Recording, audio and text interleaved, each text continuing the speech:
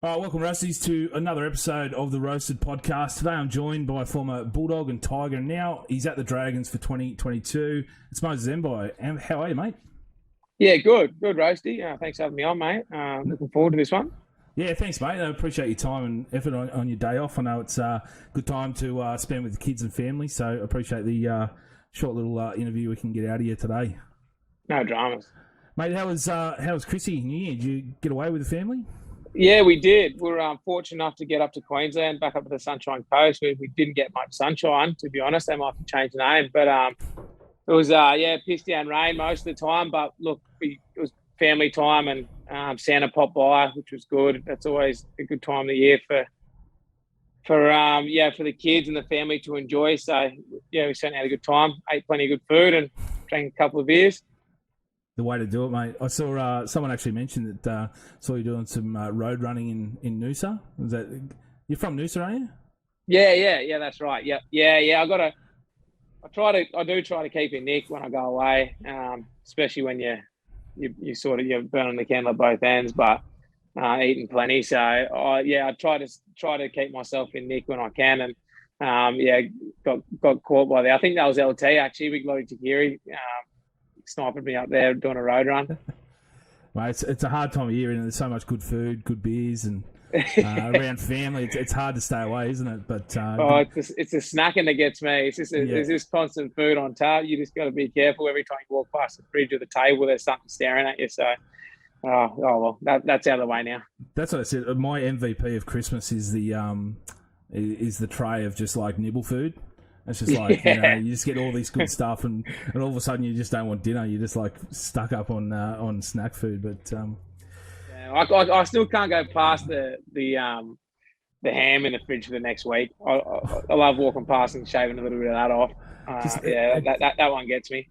It goes with everything too. Like there's breakfast, lunch, and dinner. You can have ham, and it lasts for so long. You start trying all these different sauces and that with it too. So I experiment with a few sauces with my ham, and it's always comes good. Mate, before we get on to the Dragons, just want to quickly touch on last year. Bubble life. As a husband and father, how did you find it?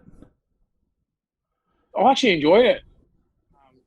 Funnily enough, it sounds a bit weird. I mean, you wouldn't want to be doing it too much longer, but a lot of home cooked meals, whereas you go for convenience. You sort of pick something up on the way home or whatever because it's there, or especially with a young family. But we ate at home every day, every meal, and the kids were homeschooled, so we were just spending so much time together, and and sometimes that really pissed you off. But other times you just you look back on it and reflect on it. It was actually a really good time to spend together, like with the family, with the kids. So I kind of enjoyed it. You wouldn't want to be doing it for too long, but the small part of it, looking back on it, was a good time. You do you're at home, you fall into that sort of comfort zone of things around the house, but then you do want to get away, and I suppose it's almost like a holiday mixed with a working holiday. You get to spend that time with the kids and up in a place that you wouldn't normally go to, and also get to play footy at the same time.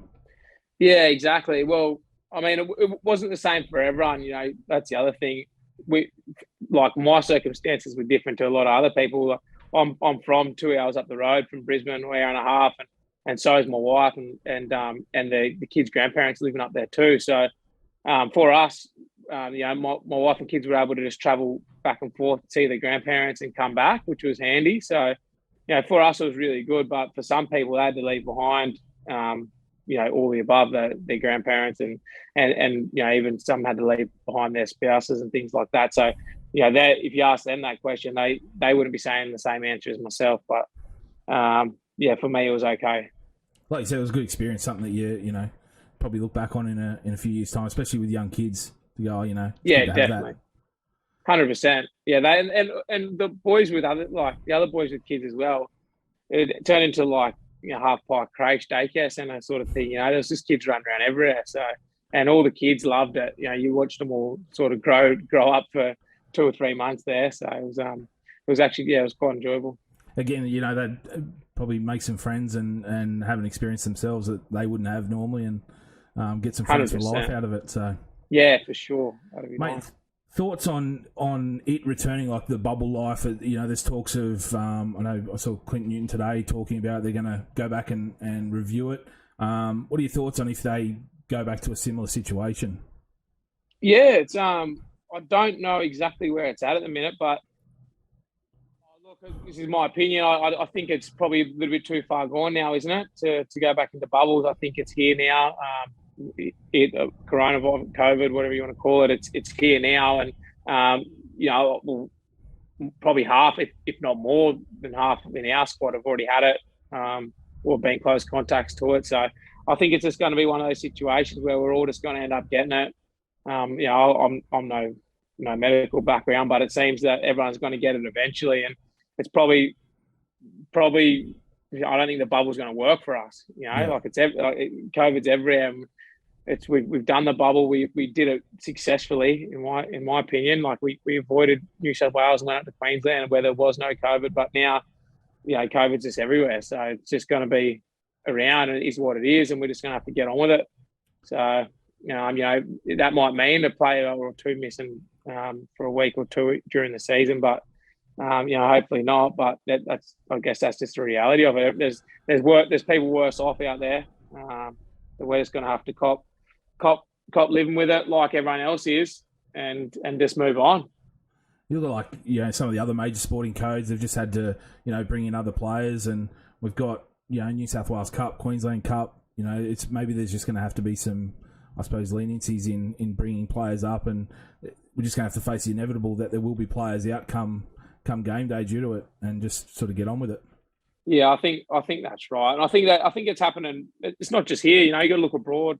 There's, you know, major sports around the world that are all coming up against the same issue, and everyone seemed to get on with it. You know, everyone's still ticking over in 2022. The seasons are going to start in the other sports, so you know, it shouldn't be that much different for us, really. Mate, Wild West, Tales from Tiger Town. Involved in the documentary crew running around the West Tigers last year. Tell us about that experience. How was it?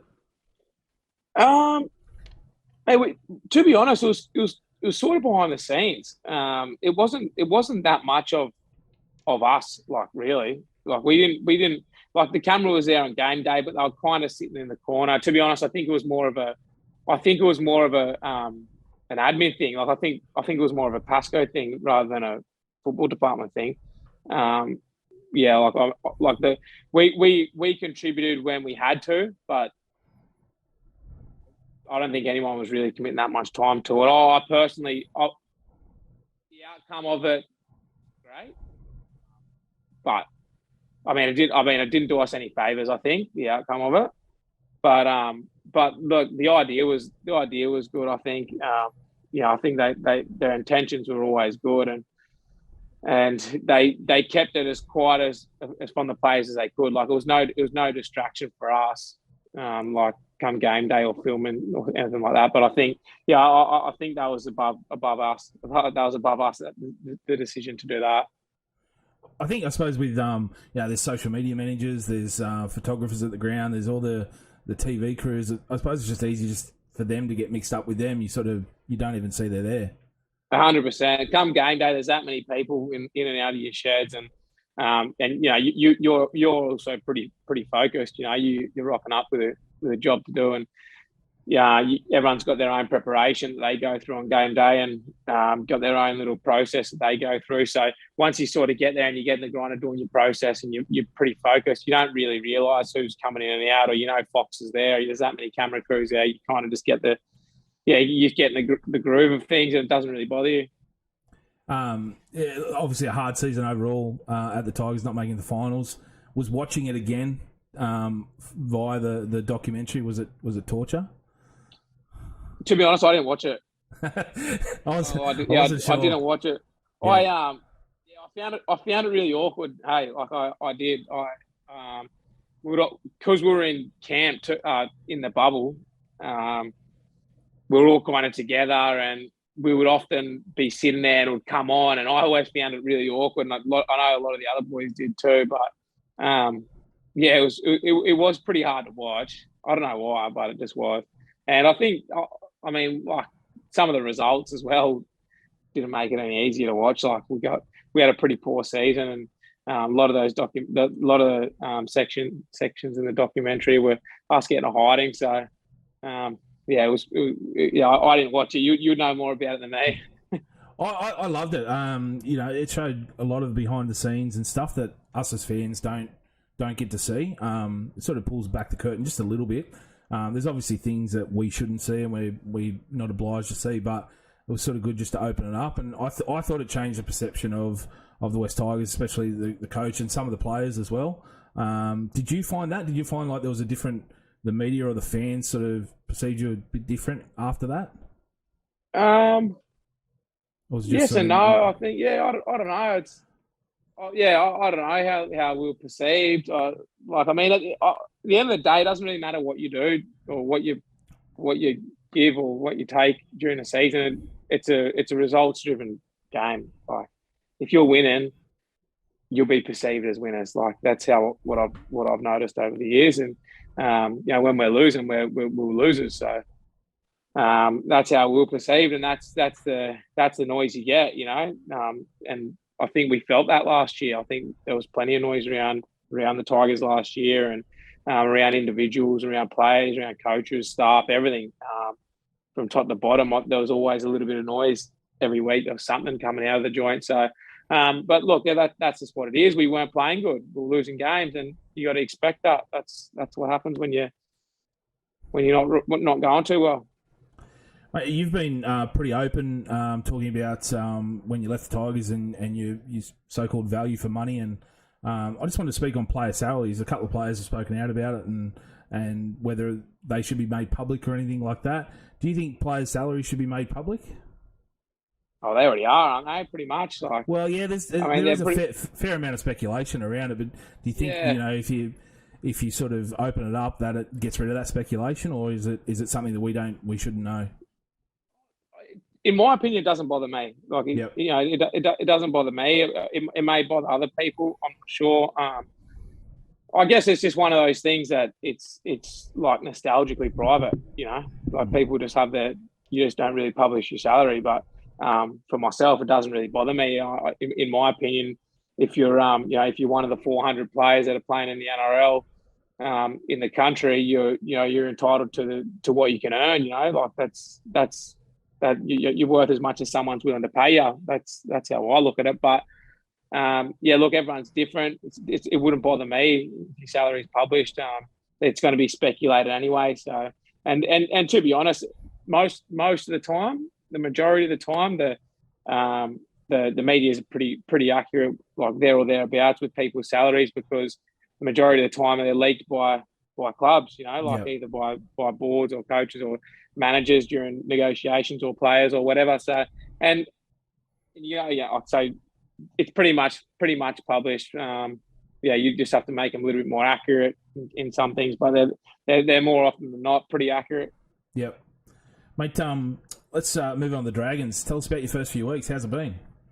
Oh, it's been really good. I've enjoyed it.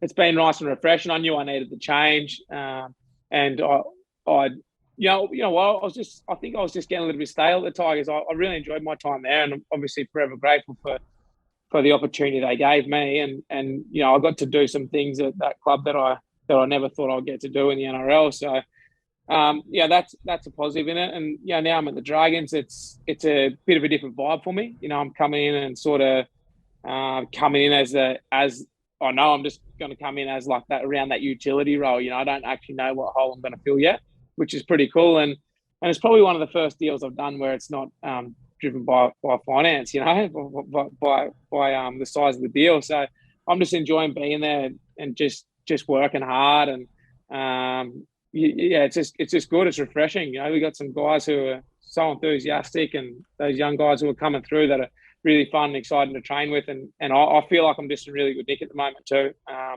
Spend a lot of time in the off season trying to get myself in the best shape I can to sort of, I don't want to take this opportunity for granted. I've been bumbling around a bit now for probably, since I've been at the Tigers since midway through 18. So it's an opportunity that I can really, really make something. I honestly believe I've got my best footy in front of me. So And now I feel fit. I feel healthy. Got my body in nick. I feel like I really, really got something there. And that's exciting for me because I had that feeling when I was at Canterbury, and it was just that real vibe of you feel strong and you feel ready and you're always prepared to go. And, when I was at Tigers, I just never sort of, everyone has injuries, like that's footy, but I just sort of never got off the ground. I was always carrying something. I just never got myself off the ground.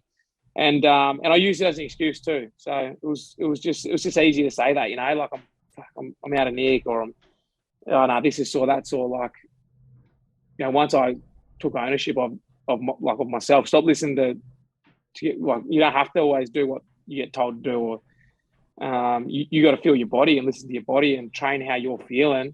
And that's been good. Like coming into the Dragons, they've been really good with, we got like Dan Lawson, great physio, and he's really been supportive of the program that everyone needs individually with their bodies. And we got a couple of guys who are on the older side or on the back end of their career, so he's managing those guys, and everyone's fit. I'll tell you that. Like coming into this squad, I've noticed everyone's really fit and strong. So now we just got to develop that footy side of things and execute that, which is, Hook's been working hard on giving us a really quality plan, and he's got some good staff around him also, giving us some good footy now to execute during the season. Are you living in the Gong, or are you still in Sydney travelling down? No, I'm still in Sydney. I'm going to stay in Sydney. My daughters are in school up here too, and it's not too far. I'm on the south side of Sydney. I live down towards Sans Souci there. So it's on like the south side. It's about a 50-minute drive, so it's not too bad. I wake a few people up in the morning by calling them and talking a bit of shit with them, and just make a few phone calls and catch up with a few people, which is nice. And it's actually hasn't bothered me yet. The Dragons used to have a Dragons bus. They used to drive down from Sydney down to the Gong for Jeremy Lattimore and a few James Gale, I think. Yeah, that'd have been a hell of a ride, that bus. Should bring it back, mate. Should bring it back. Oh, I actually enjoy the peace and quiet. It's you sort of leave my house here with 3 kids and get in the car. No one's talking to me. I get to listen to what I want to listen to, and I'll pick up a coffee on the way and just cruise down. And then, then you get to train and you're with the boys all day, and then you get to do the same thing on the way back. And then I enter the den when I get home, witching hour. So, I haven't been.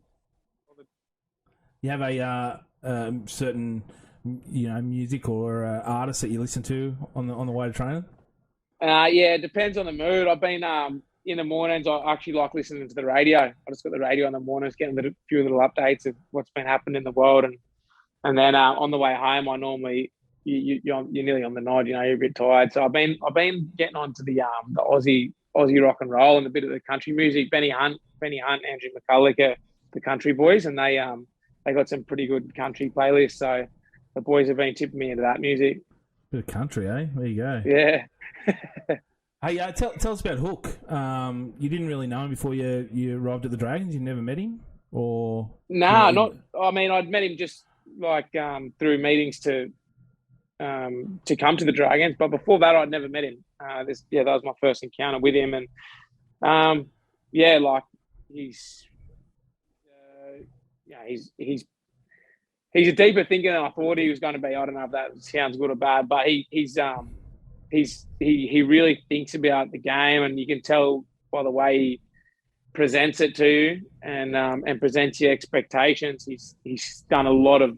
He's very educated in footy, in the game, and I feel like I've learned so much already. In this, I've been there 7 weeks or 8 weeks or whatever it is, and I feel like I've learned a lot from him just by, and not just footy stuff, just about just in the game stuff, like what it takes to be a footballer, or I thought I'd know what it takes to be a footballer playing. I haven't played like over 150 games, but just the small things that he's been explaining to the group, I've been picking up on that, and just the small things like what it does take to be a footballer, and it just makes you refreshes your brain. And I don't know, man. I just feel enthusiastic this year. I feel like I really want to do something this year. I really want to get something out of myself and out of the Dragons, and I just want to. I'm just excited that it's probably the last real opportunity to take something out of the game. So, here it is. I may as well give it a good crack. Mate, the most asked question, and you touched on it before. Most asked question from the fans was position. You spoke and saying your aim is just to get in the 17 each week, whether it's in the starting side or that number 14 role. Do you have a preference? I think it'll be somewhere around that 14 role, to be honest. We got a handful of guys there who were just. We always got Benny Hunt there at 7, and we got young Junior Mona at 6. He'll probably, I'm not selecting the side obviously, but he'll probably start at 6. He's been really good in the preseason, and then we got some really good 2 other really good young guys there in Bud Sullivan and Tyrell Sloan, and they're both there. One's a sort of 7-6 in Bud, and he got a few games in there last year, and then we got Sloaney, who's a fullback, and those guys are guys who have got a taste of first grade last year, and the fans obviously witnessed that, and they've probably been tracking those guys through the junior system since they've been coming through, lighting that up. But those guys are all sort of ready to come in NRL and apply their trade. And I think the biggest challenge for those guys is what we all got to go through is learning how to lose games and win games as well. So that they're guys who haven't played much NRL, but they're kind of apprentices, So they're going to be superstars, all of them. But I think my role around the team will be plugging those gaps where injuries pull or people fall out of form, or wherever it may be. It might be in the back line, it may be in the halves, it might be a hooker, I'm not sure. But I think that's going to be my role, to be plugging those gaps.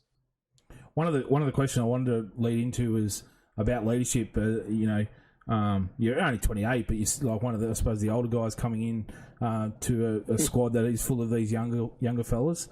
And someone actually put up a question about it and nailed it. So I'll have to read it verbatim. It comes from Instagram account Jacob the Romantic. Bit of a two-parter question though. He said, how have you found yourself adapting to the challenges of being seen as a leader? Benji Marshall and Jake Friend have spoken of your ability to lead without necessarily realising your positive influence. So I was wondering how you approach it on a day-to-day basis. Is there anything you sort of focus on messaging to the boys at training? Yeah, well, you just sort of touched on it. Messaging I try to avoid now. I found myself trying to do that though when I was a captain, and you feel like you've got to be given messages and it's sort of not my kind of style. And I think the best way that I've adapted to it, to answer Jacob's question, Jacob the Romantic question, is just doing, man. Like just work hard. Like, don't take the shortcuts. Don't take the easy option, and be up the front. Be vulnerable. Ask the questions that you don't know. And then just apply yourself. Yeah, don't take the shortcuts. There's always someone watching, and especially those young boys come to the Dragons. Those guys, we want to see those guys play in Origin. I think they will one day, and that's that you don't want to be showing them shortcuts. You want to be just showing them, setting the right examples, I guess. And taking a lot of lessons from parenting as well. You want to set examples for your kids, as and it's just about just doing things right, showing them what to do, and showing them that what you're doing is the right way to do it. That old thing of actions speak louder than words. So yeah, 100%. Mate, just from a couple of photos I've seen on the website, it looks like you've bulked up. You put a bit of muscle on in the off season. You might move into the front row instead of the 14.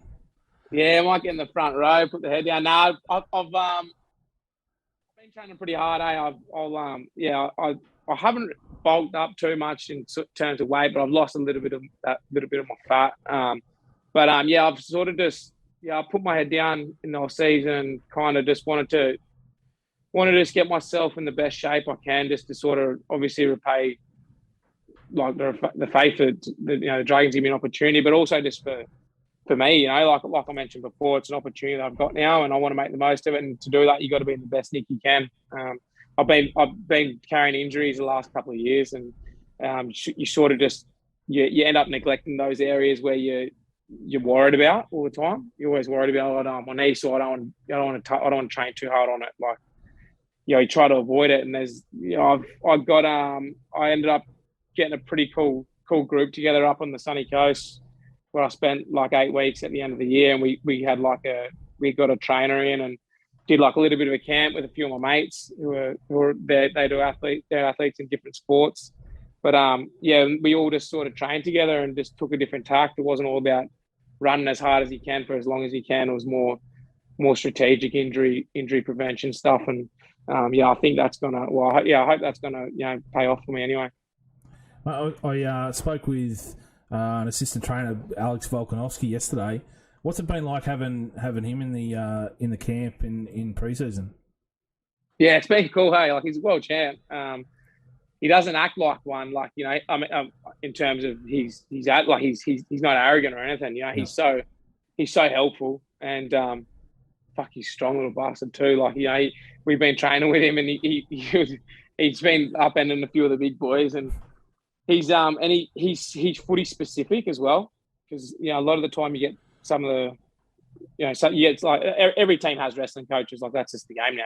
Everyone wrestles. That's what it is. And sometimes you get like some of the jiu-jitsu guys in, and it's not as specific. But with Volk, he's from I know he played local footy, but he's from a footy background. He grew up loving the game, and he loves the Dragons. He's passionate about it, and it's just good to have champions around. He's a world champion. So you surround yourself with good people. You surround yourself with winners. It's infectious, and he's teaching us how to win. He knows how to wrestle people. He knows how to tackle. So we just been all the boys have been really enjoying him being around. That's for sure. We've been having a good laugh with him, and he's getting ready for his fights as well. He's got a fight coming up. I think late in March. I think he's fighting. So and it's just fun being around that. Been like talking to him about it, asking about his prep, and seeing how a world champion prepares. Like that's just good in itself. Good experience in itself. I know, like he spoke a lot about trying to change the mentality, like have that mongrel and sort of bring that into the squad. And fans of the Dragons would probably say the same, that they seem to have lacked that in the last couple of years. So bringing him in and having that championship mentality is massive for the squad. Yeah, it is. That's it. Like it's a mentality. It is like. Yeah, a mongrel. Yeah, you could call it mongrel. I don't know. I think it's just a winning attitude. Yeah. Sometimes it's ugly. That's probably where it gets that tag mongrel. But sometimes winning's ugly. But winning's winning. Like if you're gonna win, if you want to win that bad, you'll do anything to do it. So, I guess that's the attitude he's bringing in for us. We're just competing and just improving. Always wanting to improve every week. I know you said like he's the nicest guy. Like I was trying to get him to say, which two Dragons players could take each other in an MMA fight or make it in the UFC, and he's like, oh look, I don't want to butcher anyone's name. I don't want to put him in, and I end up getting a few names out of him, but he was just super respectful and super humble. Yeah, he is. He's it's like I said, he's just. I don't know. He's just a good bloke. Like that's the best way to describe him. Honestly, he's just a good bloke. Like someone goes, "What's Volk like?" He's just a good bloke. Like you go for a beer with him any time of day. And he would too. He's just that sort of guy. He would honestly, as a world champ, he walks around. He'll be in here for you if you had an issue. Like you can talk to him about that sort of thing. He gives you that kind of vibe. But he's just like I said, man. He's good to have around. He's a world champ and. He's just he's one of our coaches now, and everyone in our squad looks up to him. Mate, couple of fan questions just to finish it off. The rule changes the last couple of years. You a fan of them or indifferent? Yeah, I don't mind it. Like whatever the rules are, it doesn't bother me as long as we don't keep changing them. I think that's the issue. Like once they're changed, people whinge for a few weeks. A few people blame some refs. Fans will get upset like for a bit, but then they'll just get on with it. The issue is we keep changing it again. Yeah, and we haven't let anyone actually get settled on the rule change. On the rule change, and while everyone's still injured, we decide to add another one and we change it again. I think that's it hasn't allowed anyone to actually get a grip on the current game. So I think we should just leave it alone. Whatever they decide on, doesn't bother me. It's above my pay grade, but to make rules, whatever they decide, I reckon we should just stick to it and just adapt to that. Mate, who at the Dragons has impressed you most at training? those young guys, those those yep. four, those three, especially those three, Sloaney, Junior Bud, those guys are far more mature than I expected for some reason. I don't know why I expected them not that I did expect them to be immature, but I just thought they would be just further back in terms of like understanding the game, and those guys are just they're just onto it. They've come up playing together, and they're so confident. They'll just tell you exactly where they need you. They'll just tell you, and they're just good boys. Like you feel 20 hanging around them just because they're fun. Yep. They're so fun. Those boys, all three of them together, and you can tell they've played together their whole lives. Like they're just they bounce off each other all day and talk a bit of shit and G up, and you just have fun around them. It was amazing the amount of questions that came in that just specifically asked about those three, and it was like what are your thoughts on Junior, Sloaney, and Bud, like variations of their names, but it was always the same three. So it's obviously you're seeing what the fans are saying as well. Yeah, definitely, and I don't you don't want to write them up too early. Like they are young, they're not first graders yet. They played a few games, but they're still learning their trade. And I think we've got to be patient with that. We've got to give them time to lose as well, rather than for the fans, especially. I've been through it too, but we can't just expect those guys to ice games every week. Like they're going to be competitive every week, no doubt. Because they got that attitude and they got that nous, but they're going to lose. They're going to make mistakes and they're going to lose every now and then, and that's just what we have to prepare for that. And then the lessons they're going to learn from that are going to, down the track, it's going to benefit them far more than it would have if they won those games. So I think just being patient with those guys, giving them the opportunity to become the best players they can be before we write them off or whatever. I think that's important. I'd really like to see that, to be honest. Mate, you've got to dob in a few teammates before you go. I know you've only been there a couple of weeks, but it's you got to do it. Who's the biggest pest? Joshy Kerr. Oh, Curry's too. Yep. Yeah. No, that was no brainer.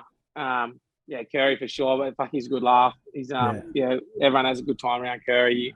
I've only known him a couple of months now, but he's just one of those guys who you I don't know, if you're ever down, just go hang out with him for a bit, and you just he'll just put a smile on your face. He's so good to have around the squad. So he's one of those good clubmen.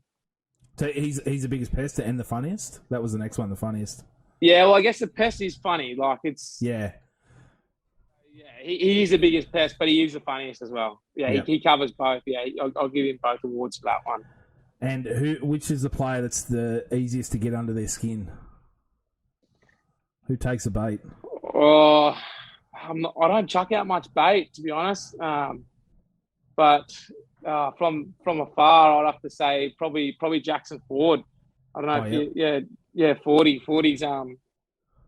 40's got a nickname called the Hilux. I'm not going to tell you why it's called the Hilux, but that's his name. Hilux, Luxy, right? Luxy, sure. Right? Okay. Yeah, I'll have to try and get him on so I can find out the story behind that one. Yeah. I'm not gonna. I won't leak the story, but yeah, Luxy's what he's known for. Nice, mate. Really appreciate your time. Thanks so much for popping on.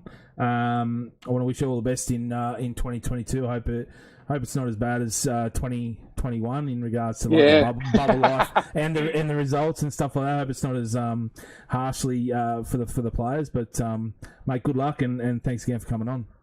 Yeah, thanks, Roasty. No dramas, brother. Thanks for having me.